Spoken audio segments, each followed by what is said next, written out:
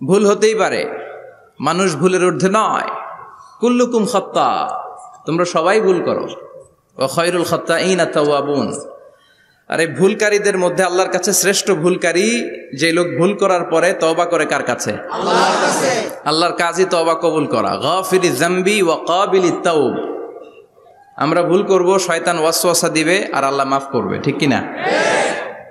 কি আল্লাহ আমরা পাইছি, উনি মাফ করার জন্য বসে থাকে 24/7, সপ্তাহের 7 দিন, মাসের 30 দিন, দিনের 24 ঘন্টা তিনি বসে থাকেন কখন আমার বান্দা চোখের পানি ছেড়ে আমার কাছে ক্ষমা চায় আর আমি আল্লাহ ক্ষমা করে দিব। শয়তান আল্লাহকে চ্যালেঞ্জ দিয়েছিল, আল্লাহ আপনি তো জান্নাতে ঢোকাতে পারবেন না, এতগুলো জান্নাত কেন বানালেন? জাহান্নাম আরো বেশি হলে ভালো হতো। আল্লাহ বললেন কেন? শয়তান বলে, আল্লাহ এই সবগুলারে আমি ওয়াসওয়াসা দিয়ে মুনাফিক বানিয়ে নাস্তিক বানিয়ে জাহান্নামে ঢুকাবো। আমি চ্যালেঞ্জ দিলাম, ডান দিক থেকে ধোকা দেব, বা থেকে, সামনে থেকে, পেছন থেকে, নিচ থেকে, রগের শিরা উপশিরায় ঢুকে, মাজরাত দাম যেখান দিয়ে রক্ত চলাচল করে ওখানে ঢুকেও আমি ধোকা দেব। তো আপনি জান্নাতে ঢুকাবেন কেনমে? আল্লাহ বললেন তুমি আমারও চ্যালেঞ্জ দাও, এত বড় সাহস? আমি তো সব রাজার বড় রাজা, মহারাজা। চিৎকার করে বলেন ঠিক কিনা?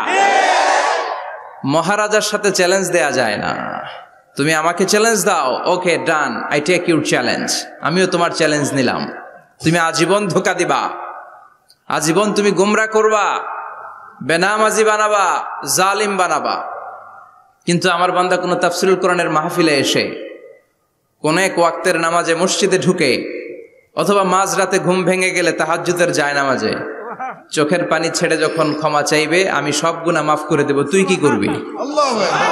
চিৎকার করে পড়েন আল্লাহু আকবার।